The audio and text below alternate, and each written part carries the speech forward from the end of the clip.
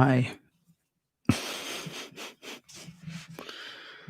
Uh, let's just take a nap. You want to just take a nap?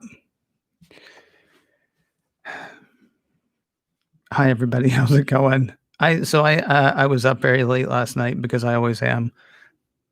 Excuse me. And then I got up really early this morning for me.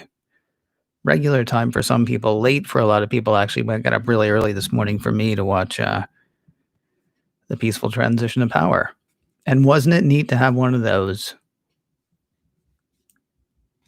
Did you ever think you'd wonder? Let's see who's here. John says he's here, and I believe him because he's typing it. Matthew, other Matthew, Hank, Brian, Roger, Webb, Donna, Ryan, Bill, Chuck, Frank. I think that might be everybody right now. Not sure where they came from. They came from the heart. All those extra emojis came from the heart, John. That's my guess. Let's do a thing. Building Back Better online.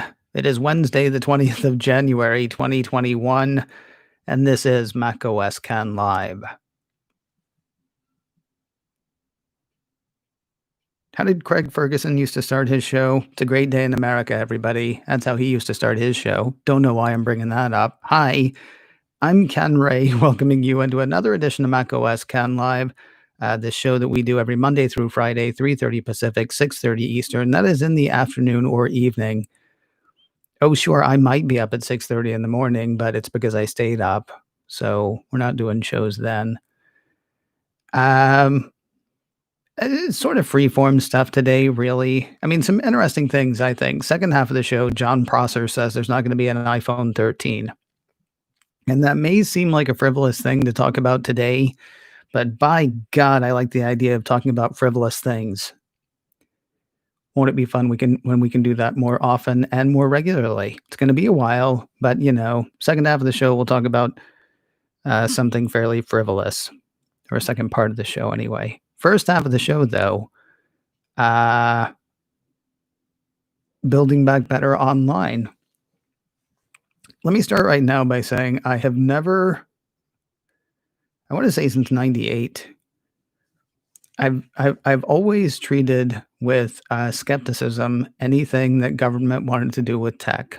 I believe that tech should be regulated. I believe that tech should be monitored. I believe all those things. I don't mean every individual, but I mean big companies. You have to watch out because they will get too big and they'll whatever. I say all of that to say I am not thinking that it's happy days forever for tech because there's been a change of administration. That's not what we're talking about today.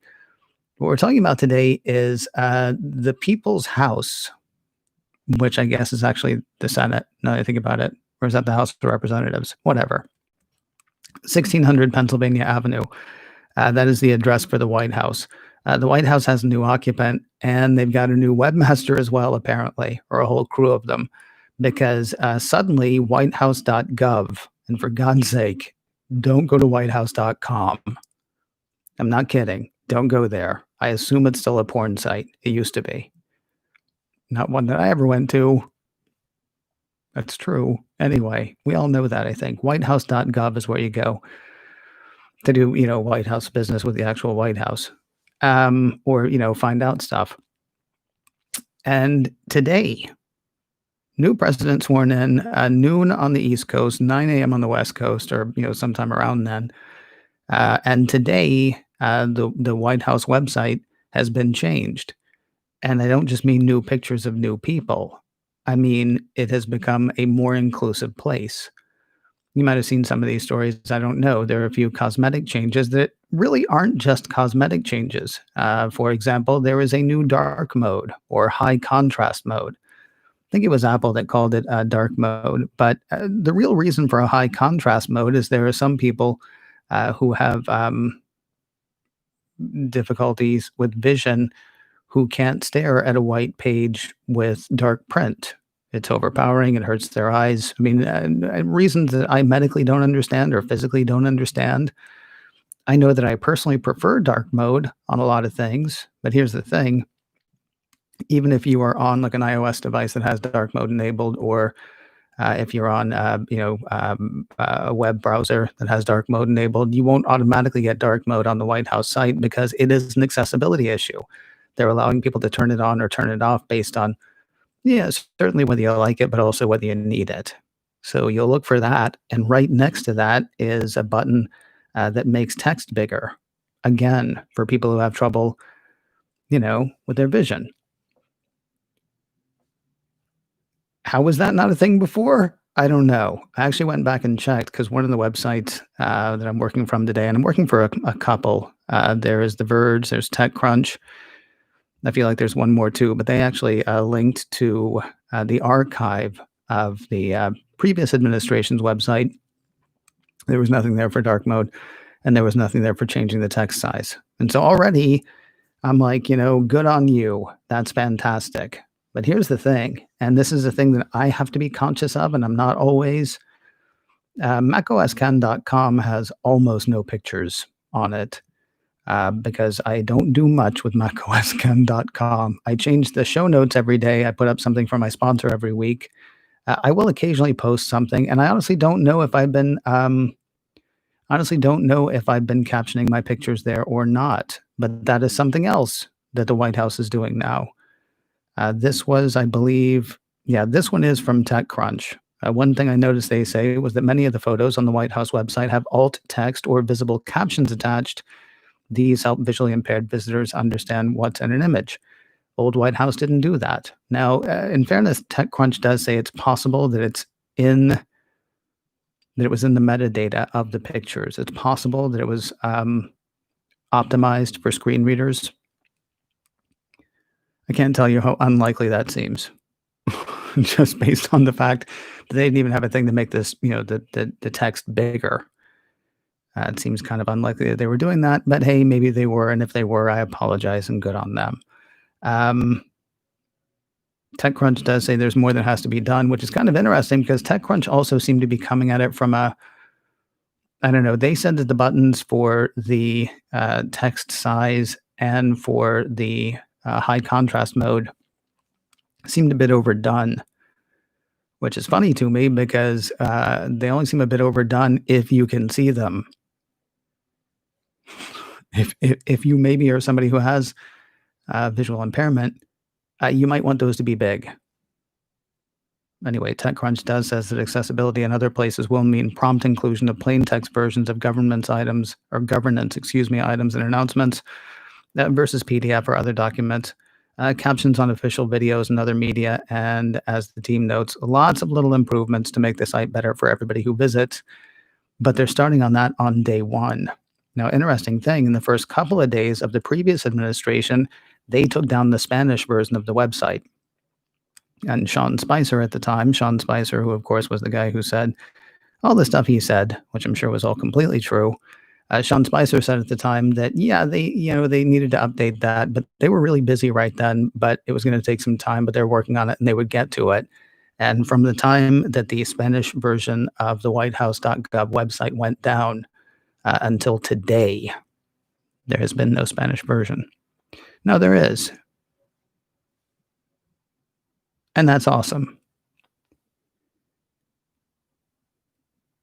The White House website, now the contact page now includes pronoun preferences. And that's awesome. And I know there are lots of people who think that none of these things are awesome, and I don't understand why, because nobody's telling you that you can't go. Nobody's telling you that you can't read. Nobody's telling you that you can't be called what you prefer to be called. It does not harm you to let this happen. At the same time, and I hate this, I don't know the best way to say it. When the Red Sox beat the Yankees in the playoffs in 2004, I was really annoyed that we did not get more shots of dejected Yankees fans. Because I lived in Boston for about 9 years, and I was used to seeing dejected Red Sox fans. And I really wanted to enjoy their hurt. And I realize that's wrong, but it's sports. And I think that's the kind of thing you do in sports. I said on Twitter recently, if I'm personally playing a game with you, I'm the guy who say, nice shot. I'm the guy who will say good game. I'm not the guy who will say in your face. I saw a horrible video earlier of somebody who is crying and praying to God because this can't be her America, because now her America has been taken away. And she was screaming to former President Trump to do something, to do whatever his plan was, because she's lost her America. And I take no joy in that. She is so sad and she is so hurt. And I don't know how we talk to that person. I don't know how we get to that person. I don't know how we reach that person. And this is not political. This is, she's lost. I don't know how we get her back. At the same time, the people that she was all excited about were the people who were shutting out the people who prefer pronouns that are not generally speaking associated with the pronouns. Nobody's born with pronouns, but you know what I'm trying to say. I'm trying to do my best. I'm sure I will say the wrong thing a number of times. She was adherent to the people who said, if you speak Spanish as your primary language, you have no business with this White House.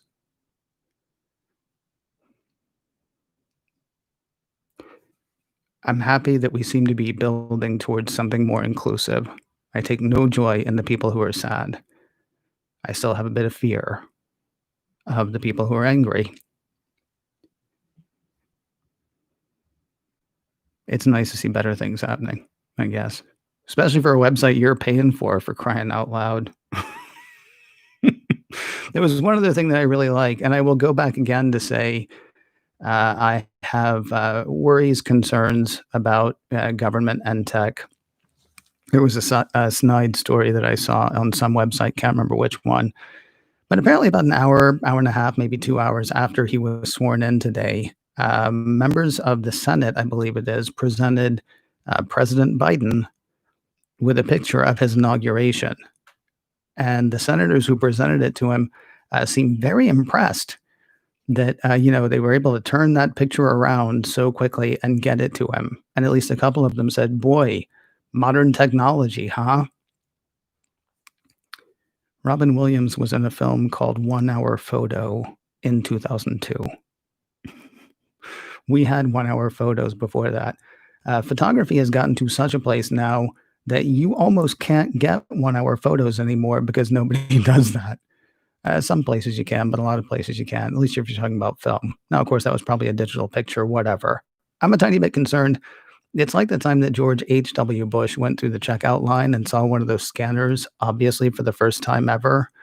I remember seeing one of those, I want to say 10 years before he saw one for the first time ever. There was one other outreach today on the White House website for the nerds. Apparently, if you went down into the HTML code, which anybody can do, there was a message there for people who did that. And I don't know if they were looking for people. Obviously, they're not looking for cryptographers or anything like that, because I know there's a way for me to get into the HTML of the website. I can't remember how, but it's like I think it's like a thing in your browser or something. It's an easy thing to do. But if you are the kind of person who does that, the White House had a message for you. Buried in the code, it said, and this is from Engadget, if you're reading this, we need your help building back better. And then it provided a link to apply for a job with the White House. That's cool. That's cool. They're reaching out to the nerds and everybody else. And that's better. That's better. What did we talk about last week? A rising tide lifts all boats, or raises all boats, or however you say that. You want to talk about IDIC? That wasn't dirty, by the way, for people who don't know what IDIC is. Hey, coming up in just a second, we'll talk about something completely frivolous. Completely frivolous, and still kind of exciting, mostly because it's completely frivolous. First, though, I want to tell you about a show that's coming out tomorrow. I host and produce and, stuff, a show called The Checklist by Secure Mac. It is a weekly look at various security topics, often Apple focused, although not completely Apple focused. Tomorrow on the checklist, there's a new study out that looks at the balance between security and convenience in Apple encryption. I'll be taking a look at that. Plus, I'll be doing a follow up for people who only listen to the checklist on the firewall story that we did a few weeks back. Patrick Wardle, who used to work for the NSA, he now runs a site called Objective C. That's Objective hyphen SEE.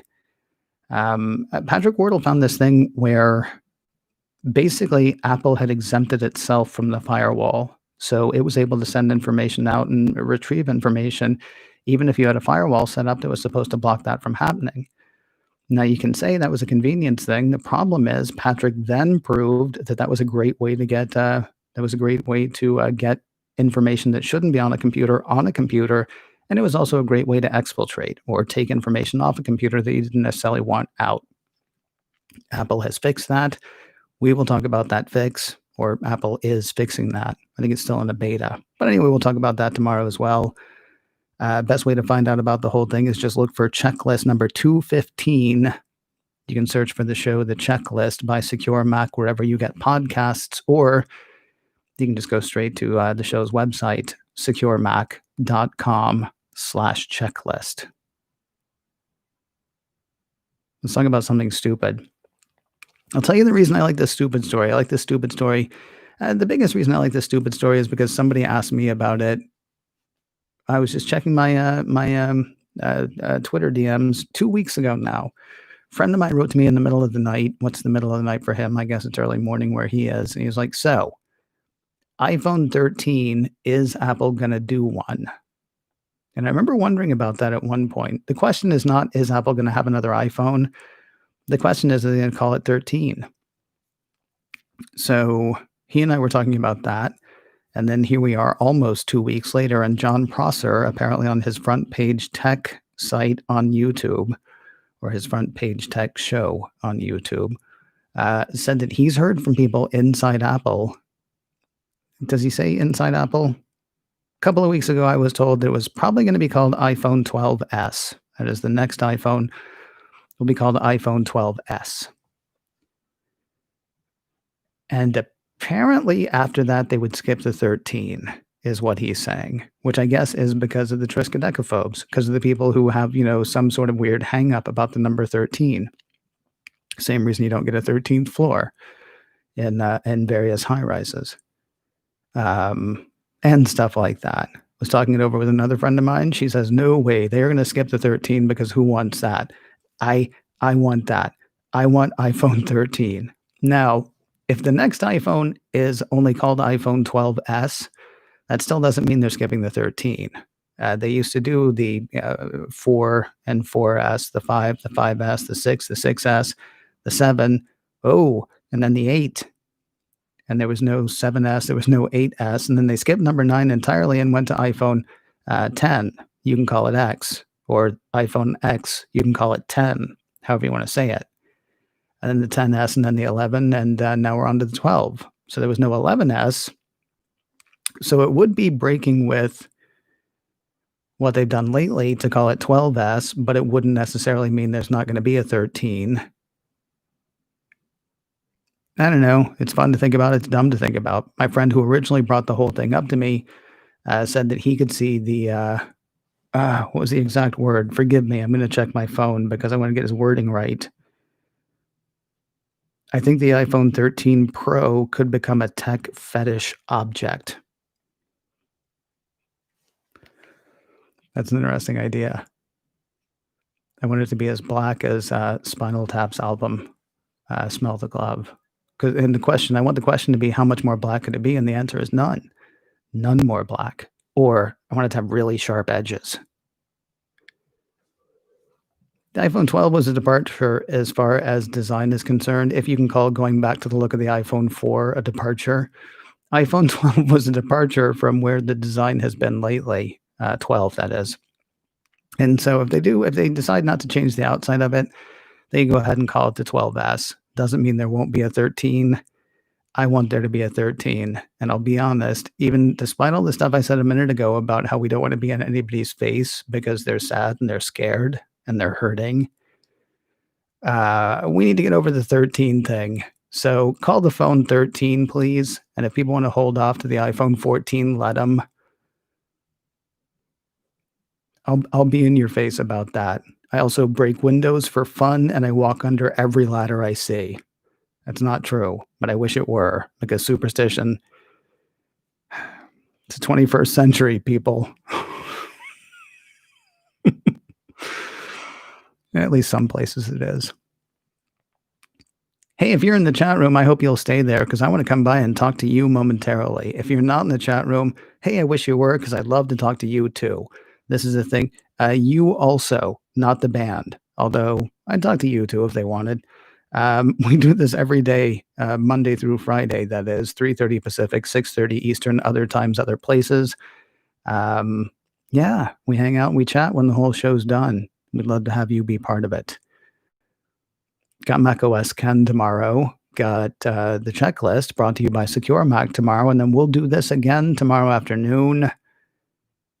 And I will talk to you soon.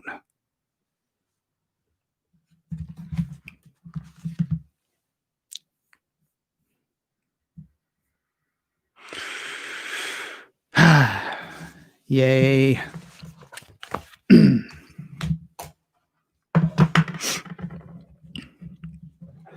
Hey, John says the show's over. Okay, good. Because I was waiting. I was going to wait till the end of the show to start talking like it was the end of the show. Where you guys at? There's the start of the show.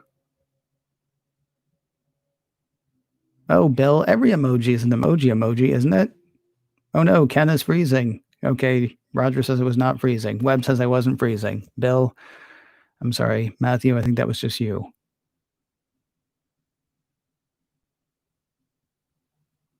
Matthew asked if Windows skipped Windows 9 or if Microsoft skipped Windows 9. Yeah, they went. Did they go 7, 8, 10? Honestly, I don't remember.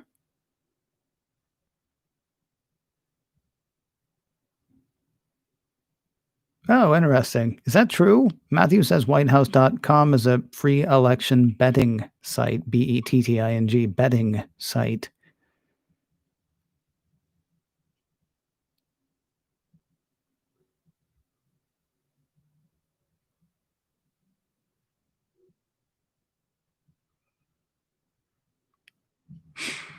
Brian makes a good point, and that's kind of horrible, Brian.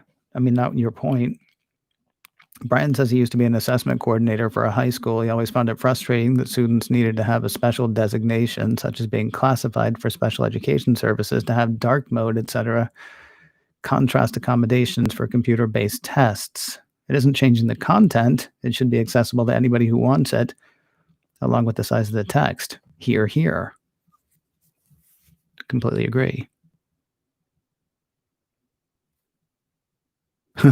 Bill says if you want big text, a big button makes sense.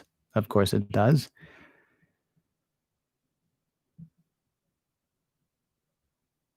Nice.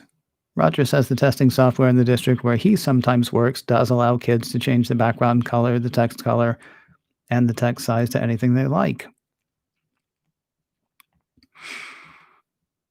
Yeah. Oh, John. Yeah, I know. To the thing where we were talking about if you give something to somebody else, it doesn't mean something's being taken from you. John says, but you having the same rights as me reduces the extras that I grew up with. Yeah. Well.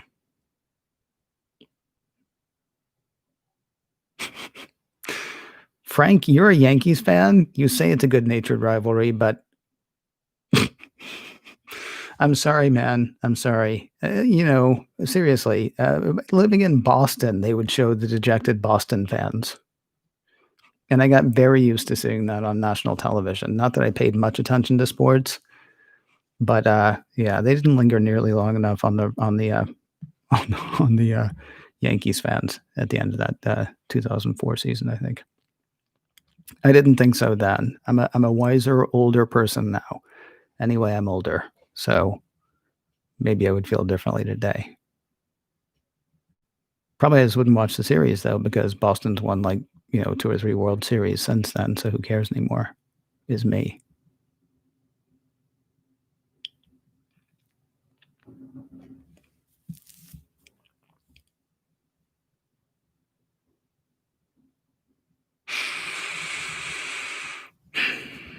John, so the person I was talking about who I was worried about who's lost, you ask if we want her back. Yeah, because she's, you know, close to half the country. And she's been duped. And hopefully she'll realize that. And if she doesn't realize that, then she's going to be even more angry. I don't know. I don't know, man. Somebody asked me recently how you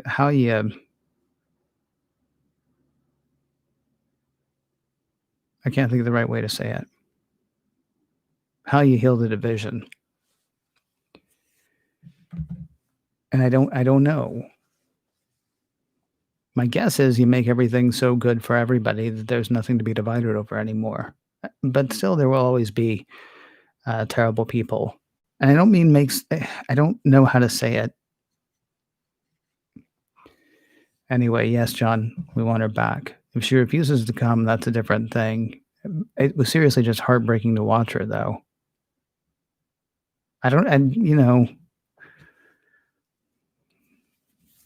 pass. Maybe we'll come back to that one at some point.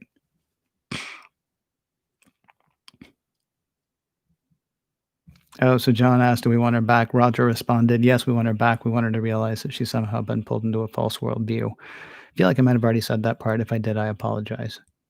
Also, if I said that part twice, I apologize.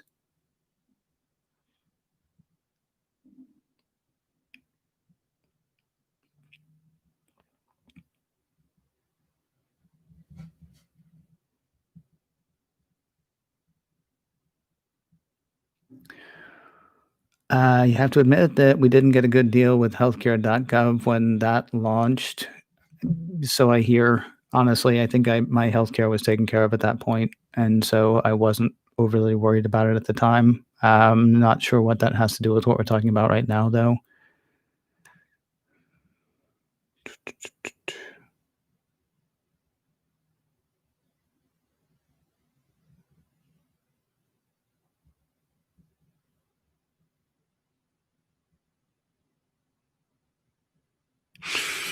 Donna says she hopes that the folks that woman saw that woman that I was talking about will realize that they were deceived. And when and if they do, my hope is that they'll want to come back and feel welcome. Idic. See, there you go, John. Idic.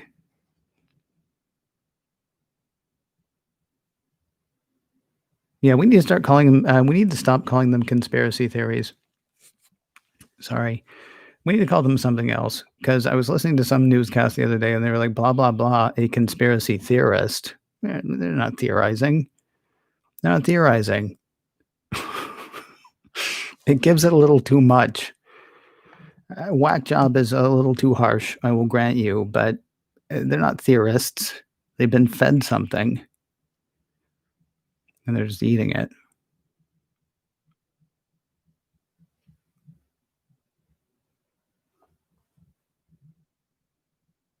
I have actually heard that on another thing. John asked, did anybody see the viral post from the nurse saying that patients literally dying of COVID continue to deny that it exists? I heard that someplace. I don't know where. Matthew says he wants an iPhone 13. Matthew's birthday is on the 13th. There you go.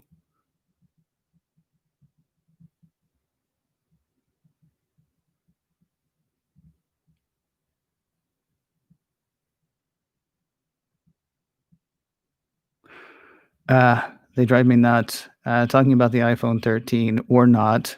Brian says, so many funny naming schemes from technology companies. The crazy Apple numbering for the phones, the Xbox naming, driving parents nuts, trying to buy the right product, right? Honestly, so it was only recently that I realized that Samsung is calling, I think Samsung may have changed to calling the Galaxy the year that it comes out, which means Apple can't do that now, which annoys me because I've always wanted them just to do it by the year. Call it the iPhone, 21 for this year or 22 for next year. But the Samsung, the latest Galaxy is 21, I believe. Apple can't be seen to follow Samsung because they'll never hear the end of that, even though Samsung copies everything that Apple does. If Apple does a similar thing once, that'll be a thing. Do do do. A black cat just walked behind me. That'd be cool. I hope not, because the other cat in the house would not be happy.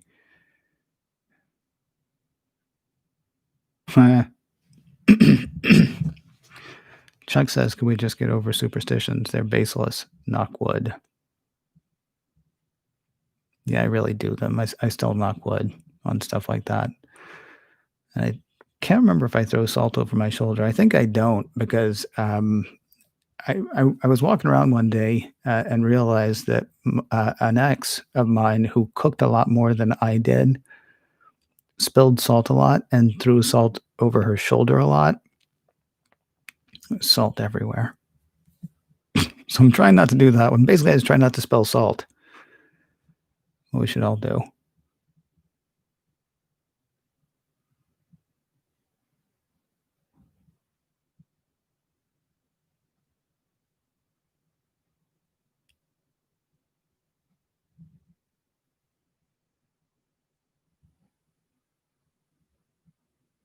No, sorry, I miss you, Brian. Take care.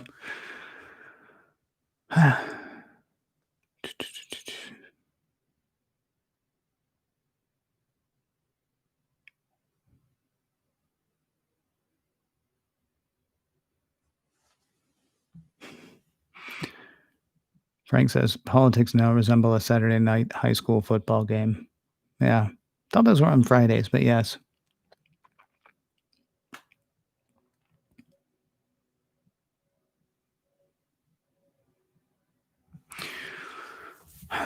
Yeah, John, what I'd like to do, John says it's not just the last president who did all the hate and division. For him, the hate and divisiveness started with Rush Limbaugh. He didn't experience it before that became popular. Yeah, what I'd like to do is build a time machine and then build a grassroots organization that would write to every radio station that was playing Rush Limbaugh and complain until he got taken off, because that's how he was able to do that, right? People who found him offensive didn't listen to AM radio. We listened to NPR, or we listened to music, and then eventually we listened to podcasts, right? Rush Limbaugh was able to establish his hold, and Hannity were able to establish their hold because they're on AM radio stations that we don't listen to, which are now FM radio stations because we all stopped listening to FM, and so they started turning FM stations over to conservative talk. The coolest radio station ever in the world, 101.7 WFNX, used to be a rock station, served the Boston area. It was licensed in Lynn. I interned there 1.5 million years ago, is now a conservative talker because there was more money to be made in that because we stopped listening to the radio. But the thing is, there are plenty of people who, for whatever reason, still listen to the radio, and they're just eating that hate, just eating it up. I have a friend who blames all of the hatred in her family on the fact that they've been listening to Rush for 30 years. Not the band, because that'll open your mind. Rush Limbaugh will not open your mind.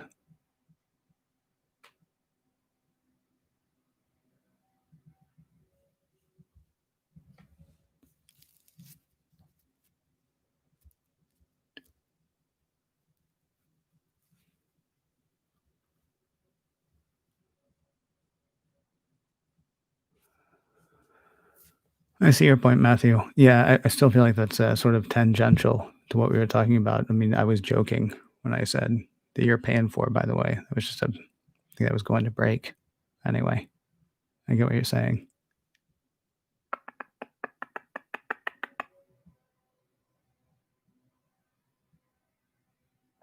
All right, we got to the bottom of the thing. I'm going to go turn this what just happened into a show and then try to string together a Mac OS Ken. So I've only come across 4 stories for tomorrow that seem like they would be worth doing.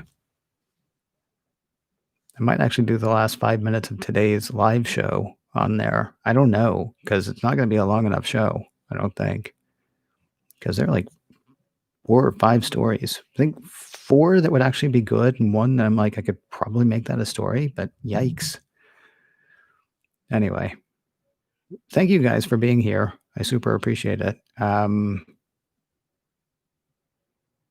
Better days, hopefully. We'll see. Yeah, if you're in the chat room, you don't have to be anymore because I'm out. Or you guys can stay and talk. What happens if I leave? Can you guys just stay here and talk? You're welcome to try. I gotta run. Take care, everybody. Talk to you soon.